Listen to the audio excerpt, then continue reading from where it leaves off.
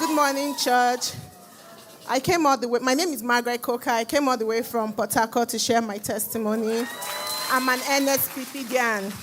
So, March 2020, I got married to my husband, and we got married in our mid-30s, and we really wanted to conceive quickly before, we get to our 40s and all. And 4 months into our marriage, I got pregnant. It was in July, and the next thing, I was rushed to the hospital. They said it was ectopic pregnancy. They took out the baby. We had an emergency surgery, so the doctor said I was pregnant for twins, and then they took it out. So this was in August. This happened in August, and then a friend introduced me to NSPPD, saying there's this new platform that, that I should join. So I joined since August 2020, and I've been on the altar. So after the surgery, I went back to the doctor to, after surgery, you go for checkup, you go for follow-up. And then the doctor told my husband and I that he doubts if we could conceive naturally, that we would have to do IVF, that because when he opened me up for the surgery, he noticed that I had ovarian cysts, blocked fallopian tube, and then multiple fibroids all over my womb. And so he has to be through IVF. Immediately he said it, I just said I'm on the altar of fire. In fact, if NSPPD had started that match and I was on the altar, I'm sure I wouldn't have lost those twins I did. So I said, I'm on the altar of fire, nothing was going to happen. So I stayed, and I told my husband we should not do the IVF with that doctor, because he said even before we do the IVF, he would have to do multiple surgeries on me before he does that IVF. So we left, and then I said, let me go meet another doctor. My husband is, a believer of, if you're praying, you also have to walk towards it. You can't just sit and not do anything. And we are both in it, so I had to move with him. So while I was praying, we went to see another doctor, and he did a minor surgery on me, and that's my business.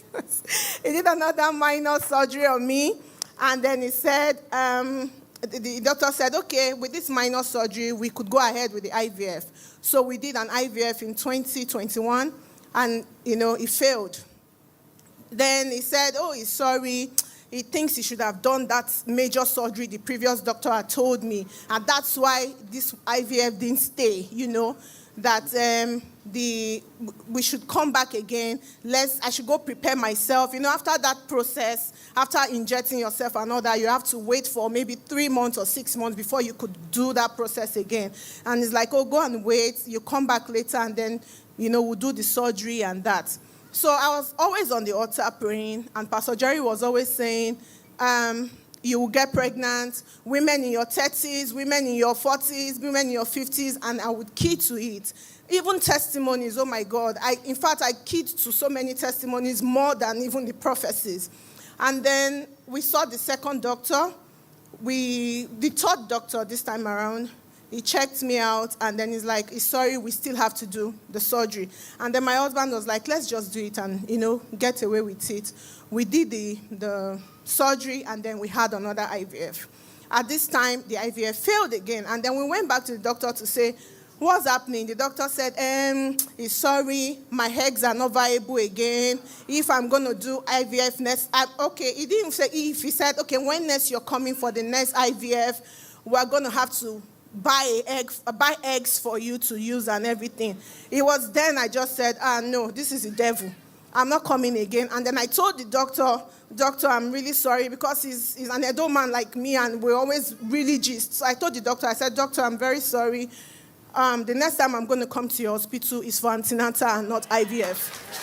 The doctor said, I didn't mean that. I said, yes, doctor, I know what I'm saying. The next time I come here is for antenatal and not IVF. And then I cried out of the hospital with my husband. My husband, why are you crying? I said, don't worry. And then I went back home and then continued on the altar of fire. Prophet, there was one of the days, I think in August, pastor said, women, pregnant women, lay your hands on your womb. You will not die with your pregnancy. I knelt down and laid my hand on my womb, and I was saying, amen. The next thing, pastor said, I can see you. You are not pregnant, but you put your hand on your womb. God is saying that you are pregnant already. And then I kid to it. And this was like in August. I didn't get pregnant until November, but I still didn't give up. I kept staying on the altar of fire. And, every month after that prophecy, I would check my test strip. After like 3 months, I stopped checking. I'm like, when God does it, in fact, I won't even know. Let me just rest, And then in the month of November, it was month of suddenly, November 2023, it was suddenly.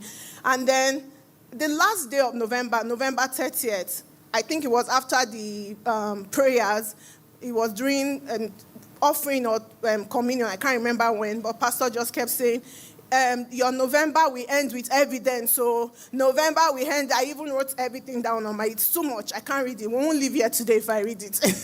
Your November we end with evidence. So your November we end with evidence. And I keyed to it. And immediately he said it. The Holy Spirit just said, Pastor just said your November we end with evidence. Go and carry your test strip and check. I'm like, I beg, I'm not checking. Okay, what will he do to you? Just checked. And I took my test strip. I went to check, and I was pregnant. Oh, my God. Without IVF. The IVF failed July 2023. I got pregnant November 2023. And, because the doctor was expecting me to come back for IVF, he reached out to me in December. And he said, madam, how are you? You just went MIA. We did not even see you. And I said, doctor, I said I was going to even reach out to you. I checked, I did a test, and I'm pregnant. Doctor said, that's impossible. I said, it's possible. I am pregnant. He said, it is impossible. You need to come to the hospital. Let's check you properly. I went to the hospital, and then he did a blood test. It was positive. They did a scan. They saw my baby bag and the heartbeat. But the doctor kept saying, I can't explain this because this is so much fibroid. He was showing me this is so much fibroid. This child, are you sure this child will survive? I said, what God cannot do does not. This child, will survive. So over and over, he would tell me, don't announce it, just be calm. After your 12 weeks, we will know if this child will not, come out because of the fibroid and everything. I said, no. I was on the altar of fire, and Pastor Jerry used to say, what you are afraid of will not happen. Different prophecies that I keyed to. At the end of the day, we even had to travel. Before we could travel, every doctor that checked would say, madam, it's risky. Don't go on a flight. I was saying, God, I did not pay for this baby. God put this child there. God is the one that is responsible to take care of this child. I have no power of my own to do this. So that was my prophecy all the time. I kept saying, Pastor Jerry has said it, it's not my work. It is God's work. So I left. I just said I was going to travel and have this child. I'm not going to have her yet. Even though the doctors were saying, don't try it. You will lose. I will not lose this child. I went to the US. We had her. It was a C-section. When they opened me up, my mom was in the room. She could testify of the scare on the doctor's face. They were looking at each other, and I could see my mom's face, the way she was, afraid at the way they were staring. And then the doctors were like, it was so difficult. CS is supposed to be like 15 minutes, but it took over 45 minutes. It was a struggle to bring her out of my womb. They brought out a very big fibroid that was the same size as my child. And they brought her out at 36 weeks. She was so healthy, no complications, very healthy. That's my testimony. Very healthy baby. I don't know what I did to deserve this gift from God. God showed me mercy. I waited for 4 years. It felt like 20 years. Because of all the stress we went through. We did more than 4 surgeries.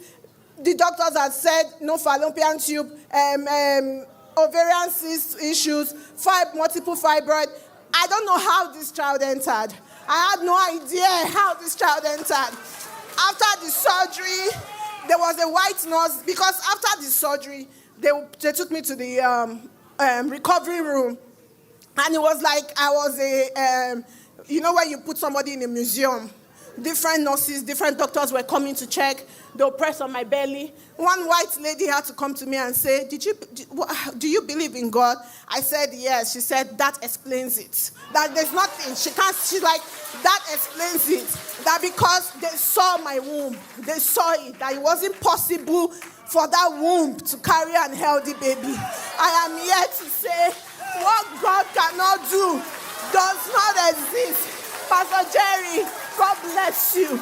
Pastor Okay, Pastor Goro, Mommy no, God bless you. Continue to stay on the altar for us. What God cannot do. You may not see the wind, you may not see the rain, but your valley shall be filled.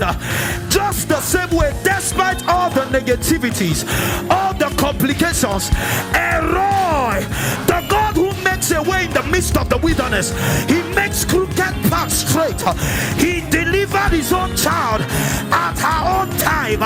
If you know that is the God we serve, let me ask you that question. How will you celebrate God?